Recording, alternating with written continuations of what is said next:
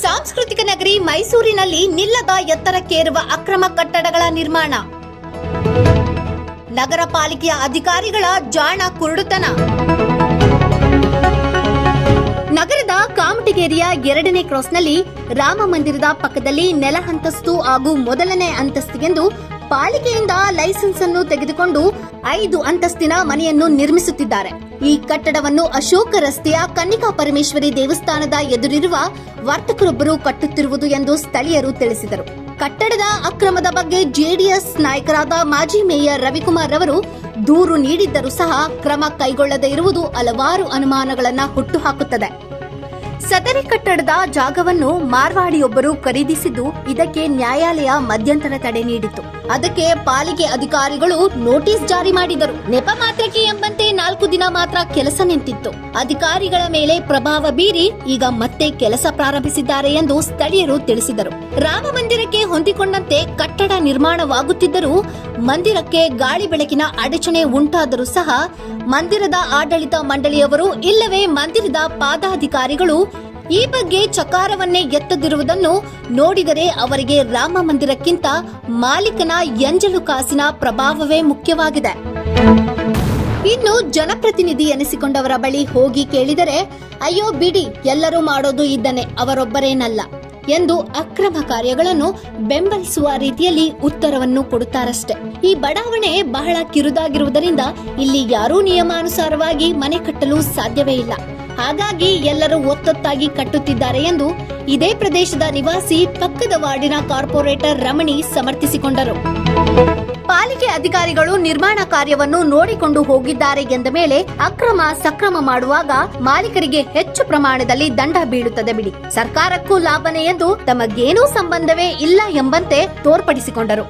ನೀವು ಈ ಬಡಾವಣೆಯ ನಿವಾಸಿ ಮೇಲಾಗಿ ಒಬ್ಬ ಜನಪ್ರತಿನಿಧಿ.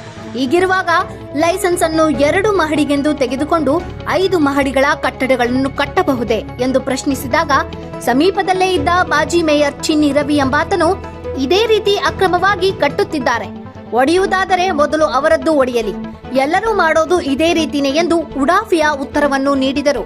ಈ ಬಗ್ಗೆ ಸಂಬಂಧಪಟ್ಟ ಅಧಿಕಾರಿಗಳನ್ನ ಕೇಳಿದರೆ, ನಾವು ಹಿರಿಯ ಅಧಿಕಾರಿಗಳ ಆದೇಶವನ್ನು ಮಾತ್ರ ಪಾಲಿಸುತ್ತಿದ್ದೇವೆ ಎಂದು ಉದಾಸೀನದ ಉತ್ತರವನ್ನು ಕೊಡುತ್ತಾರೆ. ಅಕ್ರಮಗಳ ಬಗ್ಗೆ ಸಂಬಂಧಪಟ್ಟ ಪಾಲಿಕೆಯ ಅಧಿಕಾರಿಗಳನ್ನ ಪ್ರಶ್ನಿಸಿದರೆ, ನಾನೇ ಕಟ್ಟಡ ನಿರ್ಮಾಣ ನಿಲ್ಲಿಸುವಂತೆ ಆದೇಶ ನೀಡಿದ್ನಲ್ಲ, ಹಾಗಿದ್ದರೂ ಅದೇಗೆ ಕಟ್ಟಡ ಕಟ್ಟಿದ್ದಾರೆ ಎಂದು ಆಶ್ಚರ್ಯದಿಂದ ತಮಗೇನು ಗೊತ್ತೇ ಇಲ್ಲ ಎಂಬಂತೆ ನಾಟಕೀಯದಿಂದ ಪ್ರಶ್ನಿಸಿದರು.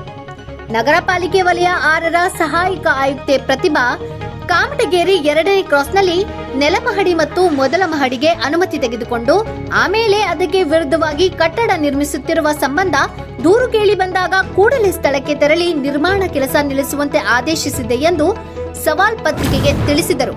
ಕಟ್ಟಿರೋದು 5 ಫ್ಲೋರ್ಸ್. ರಾಮ ಮಂದಿರ ಪಕ್ಕದಲ್ಲಿ ಹೌದು, ಇಲ್ಲೇ ಇದೆ ನೋಡಿ, ಅಟ್ಯಾಚ್ ಮಾಡ್ಬಿಟ್ಟಿದ್ದಾರೆ. ಹೌದು, ಆಮೇಲೆ ರಾಮ ಮಂದಿರಕ್ಕೆ ಜಾಗ ಇರ್ತಿಲ್ಲ, ಪೂರ್ತಿ ಒತ್ತುವರಿ ಮಾಡ್ಕೊಂಡವ್ರೆ. ನಾನು ಕೆಲಸ ಸ್ಟಾಪ್ ಮಾಡಿಸಿದ್ನಲ್ಲ, ನಾನು ಖಂಡಿತ ಮಾಡಿಸಿದ್ರಿ, ಆದ್ರೆ ಈಗಲೂ ನಡೀತಾ ಇದೆ. ಇನ್ನೊಂದು ಫೋಟೋ ನಾನೇ ತೋರಿಸಿ. ಸ್ಟಾಪ್ ಮಾಡಿಸಿದ್ದೀನಿ, ನಾನೇ ನಿಲ್ಲಿಸಿದ್ದು, ನಾನೇ ಜಾಗಕ್ಕೆ ಹೋಗಿದ್ದೆ ಇದ್ರ ಜಾಗ. ರಾಮ ಮಂದಿರಕ್ಕೆ ಹೊಂದಿಕೊಂಡು ಕಟ್ಟಡ ನಿರ್ಮಿಸುತ್ತಿದ್ದುದನ್ನು ನೋಡಿ ನಾನೇ ನಿಲ್ಲಿಸಿದ್ದೆ ಎಂದು 2-3 ಬಾರಿ ಹೇಳಿದ್ದನ್ನೇ ಹೇಳಿಕೊಂಡು ಈ ಬಗ್ಗೆ ಪರಿಶೀಲಿಸುತ್ತೇನೆ ಎಂದು ರಾಜಕಾರಣಿಗಳ ರೀತಿ ಉತ್ತರಿಸಿದ್ದಾರೆ ಹೊರತು ಕಟ್ಟಡ ಕಟ್ಟುತ್ತಿರುವ ಬಗ್ಗೆ ತಮಗೆ ಗೊತ್ತೇ ಇರಲಿಲ್ಲ ಎಂಬ ಜಾಣ ಕುರುಡುತನವನ್ನು ತೋರ್ಪಡಿಸಿಕೊಂಡರು. ಇದು ಒಂದಲ್ಲ, 3 ಸ್ಥಳಗಳಲ್ಲಿ ಈ ರೀತಿ ಅಕ್ರಮ ಕಟ್ಟಡ ನಿರ್ಮಾಣವಾಗಿ ಅಲ್ಲಿ ವಾಸವಾಗಿದ್ದಾರೆ ಎಂದು ಹೇಳಿದಾಗ ಅವ್ಯವಹಾರದ ಬಗ್ಗೆ ಪ್ರಶ್ನಿಸಿದ ನಮ್ಮನ್ನೇ ಅಕ್ರಮದ ಬಗ್ಗೆ ಪೂರ್ಣ ವಿವರ ನೀಡಿ ಪರಿಶೀಲಿಸುತ್ತೇನೆ ಎಂದು ಹೇಳುವ ಮೂಲಕ ತಾವು ಇದರಲ್ಲಿ ಶಾಮೀಲಾಗಿದ್ದೇನೆ ಎಂಬುದನ್ನು ಪರೋಕ್ಷವಾಗಿ ಒಪ್ಪಿಕೊಂಡರು. ಅಕ್ರಮ ನಿರ್ಮಾಣ ಕಾರ್ಯಗಳು ಒಂದೇ ಸಮನೆ ನಡೆಯುತ್ತಿರುವ ಬಗ್ಗೆ ಪಾಲಿಕೆ ವಲಯದ 6ರ ಸಹಾಯಕ ಇಂಜಿನಿಯರ್ ವೆಂಕಟೇಶ್ ರವರಿಗೆ ದೂರವಾಣಿ ಮೂಲಕನೇ ಕೇಳಿದಾಗ, ನಾನೀಗ ದಸರಾ ಕೆಲಸದಲ್ಲಿದ್ದೇನೆ, ಅದು ಮುಗಿದ ನಂತರ 1-2 ದಿನ ಬಿಟ್ಟು ಬನ್ನಿ, ಆಗ ಮಾತನಾಡುತ್ತೇನೆ ಎಂದು ಜಾರಿಕೊಳ್ಳುವ ರೀತಿಯಲ್ಲಿ ಸಿದ್ಧ ಉತ್ತರವನ್ನು ನೀಡಿದರಷ್ಟೇ.